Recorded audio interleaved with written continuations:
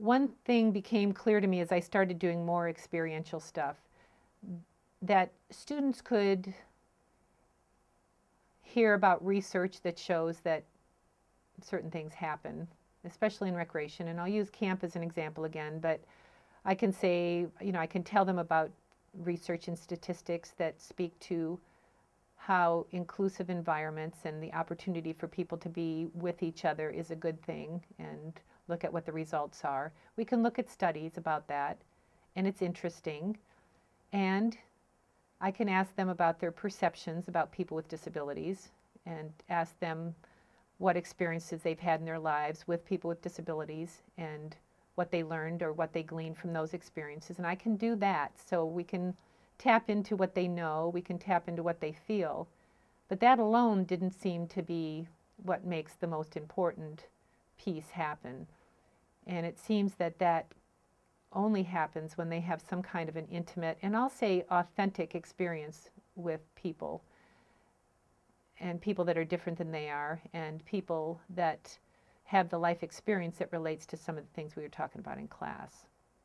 So I would say the most significant piece in my mind, or an essential piece, is to include that experiential part. And that seems to be the only part that really, I would say, speaks to the heart piece of what happens. And I mentioned I'm borrowing from Waldorf School of Philosophy, but when they look at teaching children, they look at the idea of teaching the whole child, which they say includes the head, the hands, and the heart. And where we might use different language for it, I started to realize I think those three elements are essential to what I consider to be the most important part of what I might be able to do for students as an instructor, and that would be to give them opportunities to come to their own decision about how they want to live their professional lives.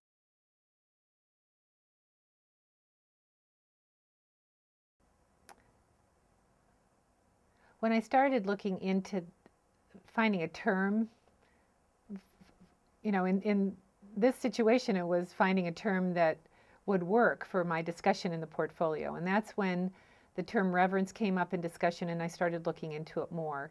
And one of the things that they talked about in the literature about reverence was that a lot of times the development of reverence happens when there's an element of celebration, an element of ceremony. And so I started thinking about the experiential things that happen, and when there is a reflection component to what we're doing after the experiential part, I found that that had with it typically a sense of ceremony or a sense of celebration. And that was the part that seemed to wrap it together for students when we took time for that. For example, using camp again, at the end of camp, we asked students to lead a closing activity that has some kind of ceremony, celebration, and reflection to it. And we don't say any more than that, but those are definitely on our minds as we plan for the final activity at camp. Sometimes that means that we ask people to come up to a microphone and to just share whatever they'd like to about what the experience meant to them. And that we welcome students, or we welcome people from the community who are there and part of it. And that seems to be one thing that works.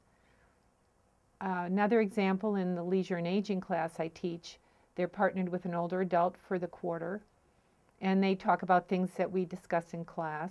And their second sort of mission or goal together as a partnership is to explore their leisure lives and to look at leisure over their life course, and to talk about what are the things that hold it together, that are continuous, and what are those things that change as life changes. And at the end, I have the students develop some kind of a project that honors their partner. And we get together at the end for refreshment, but for celebration, to be thankful to each other for the experience, to talk about it. And the students have to stand up and acknowledge something about their partner that they learned from or they learned of that was significant, and why. And it's that, it really is at that point that I think that something happens for the seniors and the students, both who were involved, that has something to do with reverence, with respect, with acknowledging common ground. And I believe that's what transforms into the student next time they're having to plan something.